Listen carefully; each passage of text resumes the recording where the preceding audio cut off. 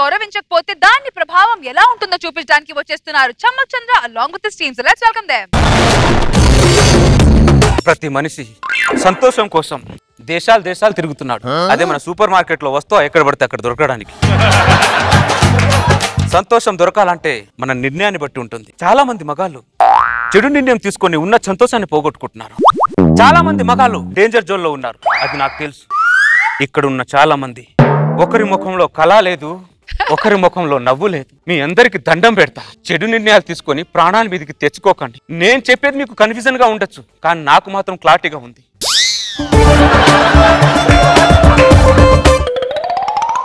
బలరాం గారు ఓహో ఉన్నారా? మీకోసం 3 సార్లు వచ్చానండి, మీరు లేరు. ఒకడు తప్పుడు నిర్ణయం తీసుకుంటే ఇది తప్పురా అని చెప్పడానికి వెళ్ళానులే ప్రసాద్. మీలాంటి వాళ్ళు ఉండబట్టే సార్ దేశం ఇలా సంతోషంగా ఉంది. మీలాంటి వాళ్ళ అవసరం చాలా ఉంది సార్. ఇప్పుడు నాతో నీకేం అవసరమో చెప్పు ప్రసాద్. నాకు మొన్ననే పెళ్లి ఫిక్స్ అయింది. మొదటి కార్డు మీకిద్దామని చెప్పేసి కార్డు తీసుకొచ్చాను సార్. ఇది నా శుభలేఖ. మారరు. మళ్ళీ ఇంకో తప్పు ప్రసాద్, నువ్వు తద్దినం కాడిచ్చినా సంతోషపడేవాడిని. పొద్దున పెళ్లి కాడిచ్చిన ఆ మైండ్ ని మొత్తం డిస్ట్రిక్ట్ చేస్తా తెలుసా ప్రసాద్?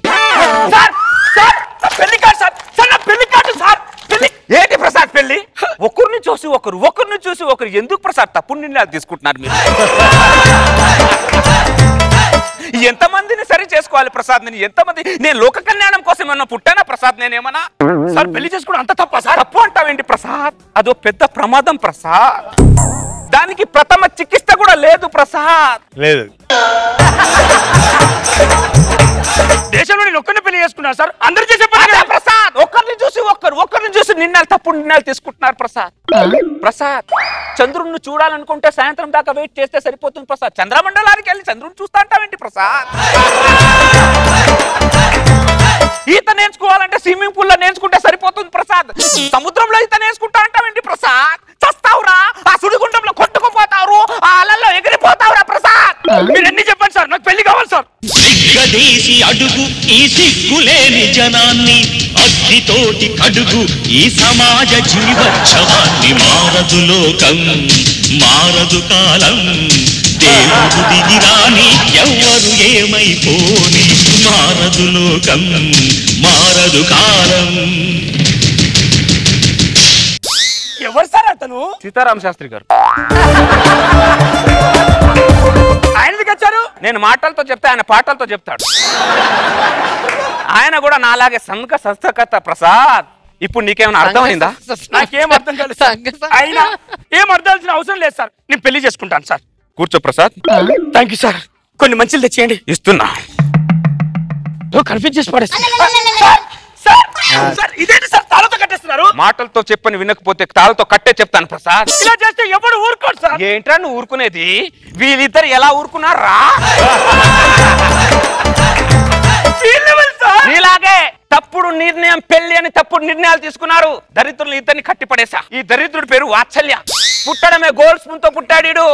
టిఫిన్ చేయాలంటే బాంబే వెళ్తాడు, కటింగ్ చేయాలంటే కువైట్ వెళ్తాడు. మంచిగా హ్యాపీగా లైఫ్ ని ఎంజాయ్ చేస్తున్నాడు. చేయొచ్చుగా.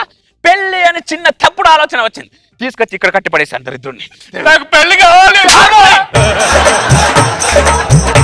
వీడి పేరు రంగస్వామి. నీలాగే పెళ్లి కాడి ఇవ్వడానికి వచ్చాడు. అరే రంగా, పెళ్లి వద్దురా, ముళ్ళ కంప మీద నడవకురా, కరెంట్ తీగని పట్టుకొని ఏలాడకరా రంగా అన్న. ఇంత చెప్పిన తర్వాత నేనెందుకు పెళ్లి చేసుకుంటాను సార్? చచ్చిన పెళ్లి చేసుకొని జీవితంలో ఆడదాని వంకే చూడండి సార్, ఒట్టు సార్ అన్నాడు. ఇదేంటి గెటప్ సీన్ లాగా ఓవర్ యాక్టింగ్ చేస్తున్నాడు అనుకొని డౌట్ వచ్చింది. పెళ్లి మంటపానికి వెళ్ళా, అక్కడ లేడు. కింద అండర్ గ్రౌండ్ లో పెళ్లి ప్లాన్ చేశాడు ఈ దరిద్రుడు. అండర్ వేట్ చినిగేంత వరకు కొట్టుకో తీసుకొచ్చి ఇక్కడ పడేశాను. పెళ్లి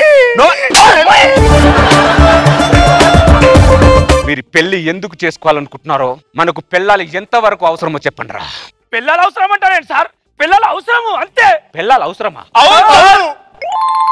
మనం బతకాలంటే గాలి అవసరం రా. పిల్లలేం అవసరం రా. మన ఆకలి తీరాలంటే అన్నం అవసరం రా. పిల్లలేం అవసరం రా. మన ఆరోగ్యంగా ఉండాలంటే ధ్యానం అవసరం రా. పిల్లలేం అవసరం రా. మాకు ఇవన్నీ ఏం అవసరం లేదు సార్, నాకు పెళ్లి అవసరం. అవును సార్.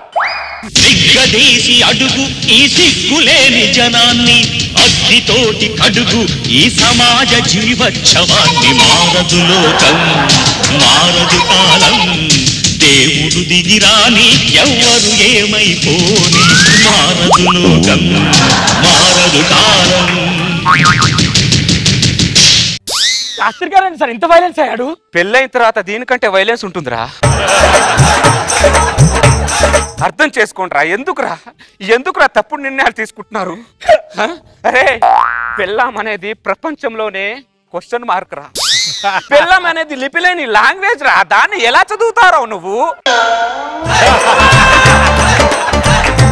తప్పుడు నిర్ణయాలు తీసుకొని ప్రాణాల మీదకి తెచ్చుకోకండి రా ప్లీజ్ రా. మీరు ఎన్ని చెప్పినా నాకు పిల్లం కావాలనిపిస్తుంది సార్. అరే ఒక చిన్న లాజిక్ రా. మొగుడికే బట్టతల వస్తుంది, పెళ్ళానికి ఎందుకు రాదు? మగాడికే హార్ట్ అటాక్ వస్తుంది, పెళ్ళానికి ఎందుకు రాదురా? ఒక మగాడికే కుక్క కరుస్తుంది, ఆడదానికి ఎందుకు కరవదురా? అవును సార్, ఎందుకు కరవదు సార్? ఆడదానికి కుక్క కరిస్తే కుక్క చచ్చిపోద్దిరా. ప్రతి మగాడు ప్రపంచంలో ఆడదే ఒక వింత అని అనుకుంటున్నారా? ప్రపంచంలో ఆడదే లేకపోతే మనకు కనిపించేది ప్రతిదీ వింతేరా. ప్రతి మగాడు ఆడదాని దగ్గరే ఆగిపోతున్నాడు రా. ఆడవాళ్ళు రిక్వెస్ట్ స్టాప్ లాంటి వాళ్ళు రా.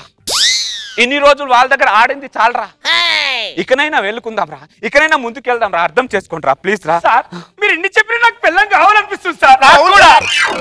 శాస్త్రి గారు, మళ్ళీ శాస్త్రి గారు అడుగు ఈ సిగ్గులేని జనాన్ని, అగ్నితోటి కడుగు ఈ సమాజ జీవోత్సవాన్ని. మారదు లోకం మారదు కాలం, దేవుడు దిగిరాని ఎవ్వరు ఏమైపోని మారదు లోకం మారదు కాలం.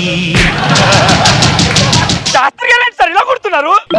మాటలతో చెప్తే వినట్లేదు, పాటలతో చెప్పినా కూడా వినట్లేదు, అందుకే చేతలతో చెప్తున్నాడు రా ఆయన. ప్రతి మగాళ్ళం పెళ్లి కాక ముందు 6 ప్యాక్ తో ఉంటాడు రా. పెళ్ళైన తర్వాత ప్రతి మగాడు ఫ్యామిలీ ప్యాక్ తో ఉంటాడు. ఎందుకు తెలుసారా? ఎందుకు సార్? పెళ్ళం పెట్టే టార్చర్ తట్టుకోలేక ఆ బాధల్ని దిగుమింగుతూ పొట్టలో పెట్టుకుంటే వచ్చే పొట్టలు రా ఇవి. ఆ శివుడు విషాన్ని కంఠంలో పెట్టుకుంటే ప్రతి మగాడు ఆడదాని బాధల్ని పొట్టలో పెట్టుకుంటారా. ఆ కైలాసంలో శివుడు దేవుడైతే ఈ భూలోకంలో మగాడే దేవుడు రా.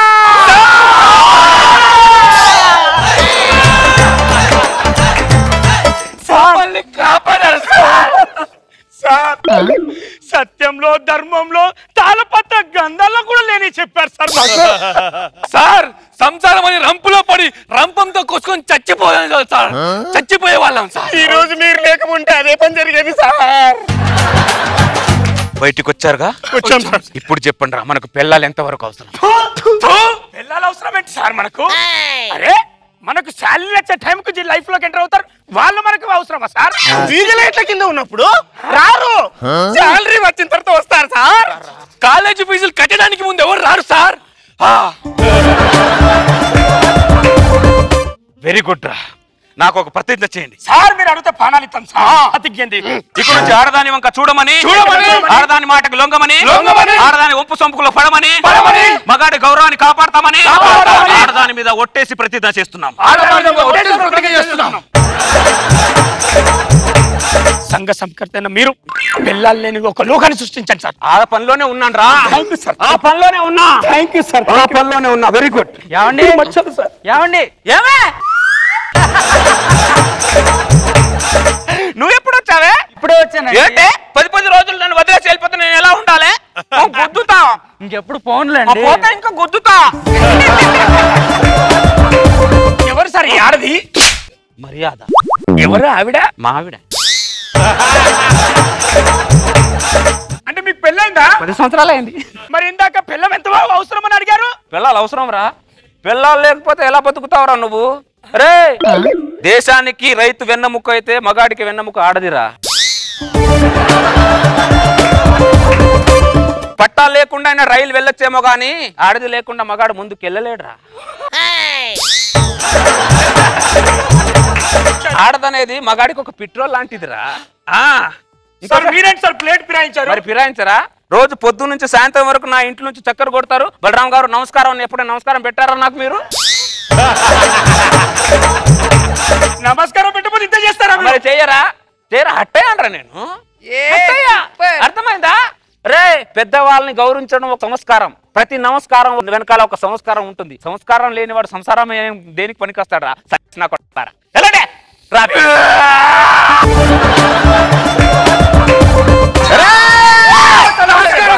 ఇది ముందు పెట్టాలి, ఇప్పుడు కాదు. అర్థమైందా? శాస్త్రి గారు